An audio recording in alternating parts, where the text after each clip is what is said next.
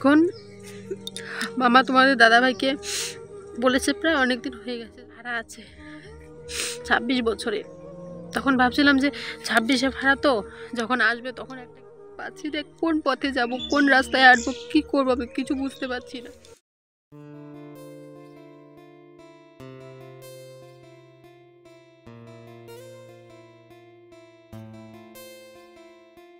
সবারই সকাল না সুন্দরভাবে শুরু হয়, আমার সকালটা আজকে একদমই সুন্দরভাবে শুরু হয়নি। মাথায় অনেক টেনশন, এত বড় একটা বোঝা নিয়ে আজ ঘুম থেকে উঠেছি। ঘুম থেকে ওঠার পর থেকেই জানি না, খুব অসহ্য লাগছে আর ভালো লাগছে না। হ্যালো বন্ধুরা, গুড মর্নিং। কেমন আছো তোমরা সবাই? আশা করি ভালো আছো, সুস্থ আছো। আমিও ভালো আছি, সুস্থ আছি। নতুন ব্লগের সঙ্গে জানাই তোমাদের অনেক অনেক স্বাগত। আজকের ব্লগটা শুরু করছি, এখন বাজে সকাল 9টা থেকে শুরু করছি। এদিকে ভাত হয়ে গেছে, ভাত বসিয়েছিলাম, ভাত হয়ে গেছে। ওদিকে ডাল সেদ্ধ করে নিয়েছি প্রেশার কুকারের মধ্যে। আর এখন ডালটা সম্বার দেবো। কি রান্না করবো এখনও জানি না। মা গেছে সকাল সকাল জমিতে, আমাদের ওখানে মানে মামা বাড়ির ওখানে আমাদের জমি আছে, ভুট্টা ক্ষেত। তো সেখানে গেছে, সেখানে নাকি ছাগল লেগেছে, তো সেখানে গেছে ছাগল তাড়িয়ে দিতে। আজকে আমাদের এদিকে প্রচুর ঠান্ডা, এখন রোদ উঠছে 9টার দিকে, আর কালকে 12টার দিকে রোদ উঠেছে, আজকে 9টার দিকে রোদ উঠেছে, কারণ একটু তাড়াতাড়ি উঠছে, হয়তো আকাশটা তাড়াতাড়ি ঠিক হয়ে যাবে। তো দেখা যাক আর কি রান্না করি। এদিকে তো ডালটা নিজের মন মতো করে নিলাম, মা এলে দেখা যাক কি বলে রান্না করতে। আর এত ঠান্ডার মধ্যে না কিচ্ছু খেতে ভালো লাগে না, কোনো কিচ্ছু খেতে ভালো লাগে না। আর এত ঠান্ডার মধ্যে প্রচুর সর্দিও লেগে গেছে, আর গলাটাও ব্যথা করছে। আর যখন আবার আস্তে আস্তে দিনটা পেরিয়ে যায়, মানে আস্তে আস্তে যখন বেলাটা বাড়তে থাকে, তখন গলা ব্যথাটাও কমে যায়, সর্দিটাও কমে যায়। তো সেটা হয়তো ঠান্ডার জন্যই এমন হচ্ছে। আর গরম জল করে খাচ্ছি, গরম জলে গার্গল করছি। গলাটা মানে সকাল সকাল ব্যথা থাকে, আর পরে আর থাকে না, ওরকমই লাগে। তো চলো ব্লগটা দেখতে থাকো, আশা করি আজকের ব্লগটা তোমাদের কাছে অনেকটা ভালো লাগবে।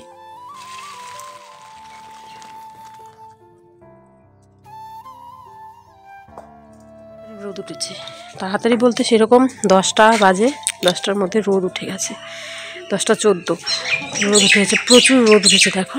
তো আমি ভাবছি আজকে অনেকগুলো কাপড় চোপড় ধুয়ে দেবো। তো কাপড় চোপড় বলতে কয়েকটা সোয়েটার, 2-1টা সোয়েটার, 2-1টা ড্রেস, এই যে ড্রেসটা দেখতে পাচ্ছ এটা ধুয়ে দিয়ে দেবে, কারণ এগুলো আমার একবার করে পরা হয়ে গেছে। তো এগুলো এখন ধুয়ে না দিলে সামনে পুজো আসছে, পুজোতে ধুতে, তখন যদি আবার রোদ না থাকে তখন আরেক মুশকিল। এখন তো একদমই রোদ উঠে না। এই যে সোয়েটারটা অনেক কয়দিন থেকেই পরছি, এটাও আমার এখন ধুয়ে দিতে হবে। তো চলো, ওইদিকে আমার ডাল হয়ে গেছে, এখন করবো শুকনো মাছের চাটনি। তো চলো ঝটপট আগে রান্নাটা শেষ করে নিই। এদিকে আমার রান্না কমপ্লিট করেছি, এই দেখো মুসুর ডাল, তার নিচে কি করেছি দেখাই তোমাদের, নামানোই যাচ্ছিল না, ভাত আর এই যে শুকনো মাছের চাটনি। আজকে দুটোই রান্না করলাম, কারণ ঘরে তো সেরকম কিচ্ছু নেই। ঘর দুয়ার পরিষ্কার করে নিয়ে এসেছি, মানে ঘর দুয়ার পরিষ্কার করে ফেলেছি। এদিকে বাসনপত্র যা আছে সব ধুয়ে নিয়ে এলাম এই সবে মাত্র। এখন এই জায়গাটাকে একটু মুছে নিই, হালকা হালকা জলের ছিটা পড়েছে, তো এগুলো একটু মুছে এখন অন্য কাজ করব। অন্য কাজ বলতে এখন আছে কিছু কাপড় চোপড় ধুয়ে দেবো, আজকে রোদ উঠেছে ভালো। তো ভাবলাম যে রান্নাটা শেষ করে তারপরে কাপড়ের কাছে যাই, নাহলে দুদিকে একদিকে সামলাতে পারবো না। তো চলো, আমার দিকে রান্নাঘরের কাজ শেষ, প্রচুর রোদ উঠেছে আজকে, এখন সব কিছু এনে দিতে হবে। ভাইকে বলেছিলাম সার্ফ এনে দিতে, তো এনে দিল না, এখন আমারই যেতে হবে। তো চলো, আজকে এত বেশি রোদ উঠেছে দেখে আর সামলাতে পারলাম না নিজেকে, অনেকগুলো কাপড় চোপড় একসাথে ধুয়ে দিলাম। নিজের বেড কাভারটাও না অনেক কদিন হয়ে গেছে ধোয়া হচ্ছে না, আর সাদা রঙের বেড কাভার কিন্তু ধুতে হয় বেশি বেশি, আর আমার কাছে বেশ ভালো লাগে কিন্তু সাদা রঙের বেড কাভার, যত বেশি ধুয়ে দেবে তত পরিষ্কার বেশি হয়। তো দেখো টোটাল 8টার মধ্যে কাপড় চাপড় পুরো ভরে গেছে। আমাদের এই সাইডে আরও 2টো আর আছে, সেই 2টো আরের মধ্যেও কিন্তু কাপড় দিতে হবে, কারণ এতটা রোদ দেখে আর নিজেকে সামলাতে না পেলে সব রোদে দিয়ে দিলাম, একসাথে সব কাপড় চোপড় দিলাম ধুয়ে। তো এই দিয়ে এখানে কিছু সোয়েটার, এটার মধ্যে বেশি হয় না, কারণ এই বাঁশটা না একদম হালকা হয়ে গেছে, বাঁশটা ভেঙে যাবে। আর যে ওখানে কিছু দিলাম, ওই যে চাদর, সোয়েটার, বেড কাভার, বালিশের কাভার, তো সব ধুয়ে দিলাম। গেঞ্জি বাবার, আজকে রোদটা ভালো উঠেছে বলে সব কিছু এদিকে ধোয়া পাল্লা করে নিয়েছি। আর এগুলো না ভালো করে চেপা যায় না, চিপেছি অনেকটা, জলটা ভালো করে ঝরে না। প্যানটাকে ভালো করে চেপে দিয়েছি, দেখো এটা থেকে একদমই জল ঝরছে না। তো ভাবে সবগুলোকে নেড়ে দিলাম, জলটা পড়ে গেলে শুকিয়ে যাবে। চিপে দিয়েছি তবুও হয় না। তো চলো, এদিকের কাজ তো আমার কমপ্লিট। এখন দেখি বাড়ির ভেতরটা যাই, ঘর টরগুলো একটু মুছতে হবে, মোছামুছি করে চান করব, চান করে একদম সোজাসুজি ঠাকুর দিয়ে দেবো। অনেক কয়দিন থেকেই শুধু বারান্দাটা করে মুছছিলাম, তো ভাবলাম যে আজকে ঘর দুয়ারগুলো একটু মুছে নিই। আর একটু সার্ফ নিয়ে নিয়েছি, কারণ সার্ফ দিয়ে মুছলে না ভালো করে ডলে ডলে পরিষ্কার হয়। তো অল্প একটু সার্ফ নিয়েছি, তারপর নিয়ে দিয়েছি বেশি করে জল। তারপরে যে পুরো ঘর বারান্দা যা আছে সব কিছু মোছামুছি করে নিচ্ছি। আর যদি মন মেজাজ কোনোটাই ভালো না থাকে, মাথার মধ্যে যদি টেনশন থাকে, তাহলে দেখবে যতই কাজ করো, কাজেও মন বসে না, কোনো কিছুই ভালো লাগে না। তোমাদের সাথে আমি সবটা শেয়ার করব। জানি না তোমরা কি ভাববে বা কি বলবে, কিছুই জানি না, কিন্তু তোমাদের সাথে শেয়ার করে তারপর যদি কোনো পদক্ষেপ নেই, আমার মনে হয় ভালো হয়। কারণ তোমরা এখানে আমার থেকে অনেক বড় বড় আছো, তোমরা কোনোদিন খারাপ বুদ্ধি দাও না আমাকে বা দেবেও না, তাই আজকে তোমাদের সাথে সবটাই শেয়ার করব। আমার বাড়িতে সব কাজকর্ম কমপ্লিট, একদম মোছামুছি সব কিছু করে এখানে এসে বসলাম। তো আমি পারছি না ভিডিওটাকে এগিয়ে নিয়ে যেতে, আমি পারছি না জানো, আমি কোনো মতেই নিজেকে স্থির রাখতে পারছি না।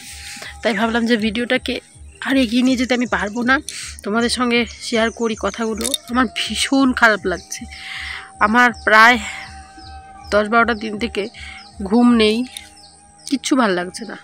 প্রথম বিষয়টা একটু থাকলেও বিষয়টা আস্তে আস্তে খোলামেলা হচ্ছে, জিনিসটা নিয়ে আমার ভালো লাগছে না সত্যি। কখনো কখনো এই জিনিসগুলো খুব বিশ্বাস হয়, কখনো কখনো একদম বিশ্বাস হয় না। আর এই জিনিসটা আমি খুব বিশ্বাস করি, সেটা হচ্ছে তোমাদের দাদা ভাইয়ের নাকি খুব বড় একটা ফাড়া আছে। আমার মামা কিন্তু একজন জ্যোতিষী, মানে ব্রাহ্মণও আবার জ্যোতিষীও। প্রত্যেক দিন আমার মামার বাড়িতে 100-200 লোক হয়, হাত টাত দেখায়, এটা ওটা, মানে জ্যোতিষীরা যা করে সকালে মামা এটা করে। তো একদিন তোমাদের দাদাভাইকে নিয়ে আমি সেখানে গেছিলাম। মামা তোমাদের দাদাভাইয়ের হাতটা দেখে বলছিল তোমাদের দাদাভাইয়ের 26 বছরে খুব বড় একটা ফাড়া আছে, যেটা কাটাতে হবে। তো তোমাদের দাদাভাইয়ের এখন 26 পড়ে গেছে। এটা নিয়ে আমার এতটা এখন কষ্ট হচ্ছে, আমি কোন রাস্তা দিয়ে যাব, কোন পথ দিয়ে যাব আমি জানি না, কী করবো আমি কিচ্ছু বুঝতে পারছি না, কার কাছে হাত পাতবো, কী করব, কোন পথে গিয়ে আমি নিজেকে ঠিক রাখবো, বা কিচ্ছু মাথায় আসছে না জানো। তো আমার মামা না এই জ্যোতিষীগুলো খুব ভালো জানে সত্যি। মানে যখন আমার বাবার অ্যাক্সিডেন্ট হয়েছিল তার আগে আমার মামা আমার বাবাকে বলেছিল যে, আমার বাবার নাম আশুতোষ পাল, তো আশু তোমার কিন্তু একটা বড় ফাড়া আছে। বাবা কিন্তু একদম বিশ্বাস করেনি কথাটাকে, একদম এমনভাবে উড়িয়ে দিয়েছে, একদম বিশ্বাস করেনি, একদম হেসে উড়িয়ে দিয়েছে কথাটাকে। প্রায় 15টা দিন পর বাবার অ্যাক্সিডেন্ট হয়। সেই টাইমটাতে মামার কথাগুলো খুব মনে পড়ছিল, যে মামা তো বলেছিল খুব বড় ফাড়া আছে। সেদিন যদি বাবা কথাটাকে এড়িয়ে না দিয়ে যদি তখন কোনো পদক্ষেপ নিত, বা তখন যদি বুঝতো একটু, মামা বলছিল তুই একটা কাটাচেরা করতে হবে, একটা আংটি দেবো, সব ঠিক হয়ে যাবে। মানিনি বাবা, তারপরই আমাদের এই অবস্থা। সারা জীবন এখন বাবার একটা বাণী এভাবেই থাকতে হবে। তারপর আরেকটা দাদা আছে আমাদের আসাম বাড়ি, সেই দাদাটাকেও আমার মামা বলেছিল তোর কিন্তু খুব বড় একটা ফাড়া আছে। তখন দাদাটা বলেছিল এসব কিছু হবে না, আর ফাড়া থাকলে এখন কাটানোর মতো পয়সা নেই হাতে, তো দেখা যাক। 3টা মাস পর দাদাটা মারা যায় হঠাৎ করে, একদম ইয়াং ছেলে, 22 বছরের একটা ছেলে, স্কুলে চাকরি করতো। 22 বছর না, বেশি হবে, প্রায় 28-29 বছর হবে। স্কুলে চাকরি করতো, স্কুলে যাওয়ার জন্য রুটি পাঠাচ্ছিল যে টিফিনে নিয়ে যাবে। সেই টাইমটাতে দাদা আর নেই, স্ট্রোক করে গেছে।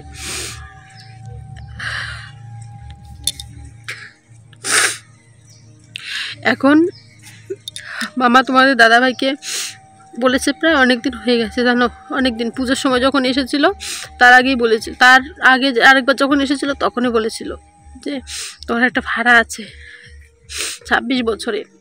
তখন ভাবছিলাম যে 26-এ ভাড়া, তো যখন আসবে তখন একটা কিছু আমার কাছ থেকে নিয়ে নেব। এখন সেই 26 বছরটা পড়ছে, আর আমার মাথাটা আস্তে আস্তে আরও বেশি খারাপ হয়ে যাচ্ছে। আমি সব সহ্য করতে পারছি না, আর আমি পাচ্ছি না কোন পথে যাব, কোন রাস্তায় আসবো, কী করবো আমি কিছু বুঝতে পারছি না। কোন দিকে গেলে আমি একটু শান্তি পাবো। দেখবে আমি ওকে বলেছি, তোমাদের দাদাভাইকে বলেছি তোমার একটা ফাড়া আছে, ও বলে কিচ্ছু হবে না, উড়িয়ে দিচ্ছে কথাগুলো, কিচ্ছু হবে না, এসব ফাড়া টাড়া কিচ্ছু হয় না। এরকমভাবে উড়িয়ে দিয়েছে কথাটাকে। কিন্তু আমি তো জানি আমার মন কিন্তু মানছে না। কোনো স্ত্রী যদি শোনে তার স্বামীর সামনে একটা বড় ফাড়া আছে, আর আমি এটা শুনতে পাচ্ছি, আমরা শুনেছি দেখে খুব ভালো লাগছে, সত্যি শুনেছি কথাটা। যদি না শুনতাম, একটা বিপদ হয়ে যেত, আমি কি করে বাঁচতাম, কি করে থাকতাম আমি। খুব সামনেই নাকি বিপদ। তো ভাবছিলাম এবার তোমাদের দাদাভাই এলে একটা তাবিজ নিয়ে নেবো আমার কাছ থেকে, ফাড়া কাটানোর। কি যেন একটা রত্ন বলে, এটা দিয়ে নাকি তাবিজ বানাতে হয়। তো ওটার জন্য রূপোর তাবিজ লাগবে। একটা রূপোর তাবিজ বানাতে গেলেও 1-1.5 টাকা। যে জিনিসটা কিনে আনতে হবে, কি একটা বলেছে, আমি নামটা ভুলে গেছি, একদম মনে নেই। ওটা 3 থেকে 3,500 টাকা লাগবে। আমি বুঝতে পারছি না জানো, টাকাগুলো এখন কোথায় পাবো, কি করব। আমার মাথায় কিচ্ছু ভালো লাগছে না, আমার মাথায় কাজই করছে না আমার। আমি তোমাদের দাদাভাইকে বললাম, আমি বললাম তুমি আমাকে 3,000 টাকা দাও, কারণ আমি তো এখন কোথাও টাকা পাবো না, কোথায় পাবো বলো তো। তো আমি ওকে বললাম তুমি তো কাজ করেছো, 3,000 টাকা আমাকে দাও। ও আমাকে একটা হিসাব দিল, আমি যে কদিন কাজ করেছি সব কিছু মিলিয়ে আমার কাছে আছে সেটাতে আমার ভাড়া দিতে হবে, মানে আমাদের যে রুমটা নিয়েছে রুমটার ভাড়া। তো আসার আগে রুমটাকে ঠিকঠাক করে আসতে হবে, মানে কিছু বেড কাভার, মানে একটা বেড কাভার, একটা কম্বল, এসব তো লাগবে। তো ওসব লাগবে। তারপর রেশন খরচটা তুলে আসতে হবে, গ্যাসটা তুলে আনতে, মানে গ্যাসটা রাখতে হবে। গ্যাস আগের মাসেই তোমাদের দাদাভাই কেনা কথা ছিল, তো যাকে নিয়ে গ্যাস কিনবে সে তখন গ্যাস কেনার জন্য প্রস্তুত ছিল না, কারণ একজন মিলে গ্যাসটা কিনলে না অনেকটা দাম পড়ে যায়। তো বলছিল 2জন মিলে গ্যাসটা কিনবে, তো দামটা একটু কম পড়বে। তো গ্যাস তুলবে, তো সেখানেও নাকি গ্যাস তুলতে একটু টাকা বেশিই লাগে। তো সব কিছু মিলিয়ে তোমাদের দাদাভাই আমাকে 20,000 টাকার হিসাব দিল। তারপর এখানে আসবে, মানে পুজোর সময় এখানে আসবে, আর ছেলে মানুষদের হাত খরচ একটা থাকে। আমি জানি না আমি এখন কোন পর্যায়ে যাব না পাচ্ছি। এই কথাটা শোনার পর চুপচাপ বসে থাকতে আমার পাগল লাগছে। আমি কোন দিকে যাই, কি করি, কিচ্ছু জানি না জানো, কিচ্ছু ভালো লাগছে না।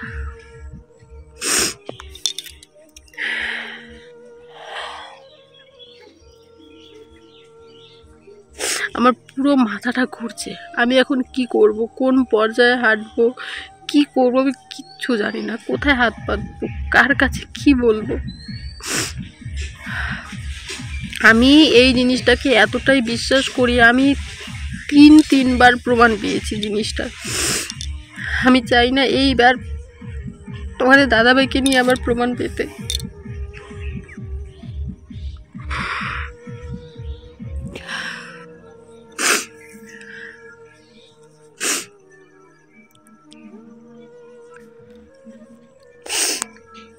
তোমাদের দাদাভাই যদি কিছু, আমি তো বাঁচবই না, মরেই যাব।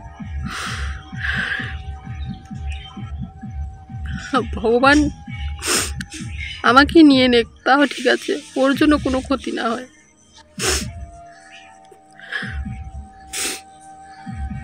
বাবাকেও আগে যখন বাবার এমন হয়েছিল না, বাবাকেও বলেছিলাম জানো, বাবা মামা বলেছে তুমি ভাড়াটা কাটিয়ে নাও, একদম বিশ্বাস করলো না, কথাটাকে একদম উড়িয়ে দিল।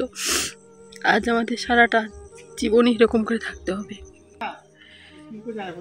এই কথাগুলো না আমি সবার সামনে বলতে পারি না জানো, কারণ আমার মনের ভিতরে যেটা চলছে সেটা বাইরে প্রকাশ করলে না সবাই কষ্ট পাবে, সবাই দুঃখ পাবে। আমি তোমাদের সামনে কথাগুলো বললাম, মনটা একটু শান্তি লাগে। তোমাদের সামনে কথাগুলো বললে না সত্যি ভেতরটা অনেক শান্তি লাগে, যে আমার তো বলার মতো তো কেউ আছে, কেউ তো আছে শুনবে আমার কথাগুলো, এটাই আমি ভাবি। নিজেকে খুব অসহায় লাগছে আজ, জানি না কোন পদক্ষেপে আগাবো, কি করব, কিচ্ছু জানি না। এই বিপদের দিনে আমি কিভাবে ওর পাশে দাঁড়াবো, কি করব। আমার যদি কিছু থাকতো না জিনিস, আমার নিজস্ব, আমি বিক্রি করে হলেও ভালো করতাম, বা সেই জিনিসটা আনতাম, ঠিক করতাম, কিন্তু নিজের তো কিছুই নেই, কিছুই নেই আমার নিজের।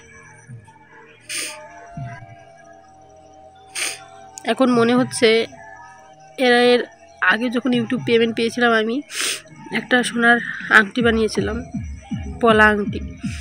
বেশি পেমেন্ট তো পাইনি, যেটা পেয়েছিলাম সেটা আমার লেগেছিলো কাজে, কারণ আমার ইউটিউবে যারা যারা আমার সাথে ছিল তাদেরকে তো কিছু একটা দিতে হয়, তাদেরও একটা আশা থাকে, তো সেটা দিয়েছিলাম।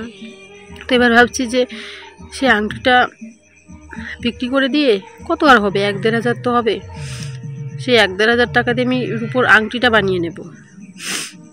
আর ওই জিনিসটা মামার কাছ থেকে এমনি নিয়ে আসবো, পরে কখনো পয়সা হলে মামাকে বলবো তোমার টাকা দিয়ে নিয়ে আসো, পরে কখনো পয়সা হলে মামাকে টাকাটা দিয়ে দেবো। এখন লাস্ট পদক্ষেপে এটাই ভাবলাম, আংটিটা বিক্রি করা ছাড়া আমার এখন কোনো উপায় নেই। তো চলো পরে কালকের ব্লগে আবার আসবো, আজকে কিছুই ভালো লাগছে না, কালকে নতুন ব্লগ নিয়ে তাড়াতাড়ি তোমাদের সামনে আসবো। ততক্ষণের মতো সবাই ভালো থেকো, সুস্থ থেকো, এভাবে পাশে থেকো। তোমরা পাশে থাকলে হয়তো নিজের মধ্যে একটু আনন্দ পাবো, শান্তি পাবো, নিজেকে একটু অসহায়টা কম লাগবে।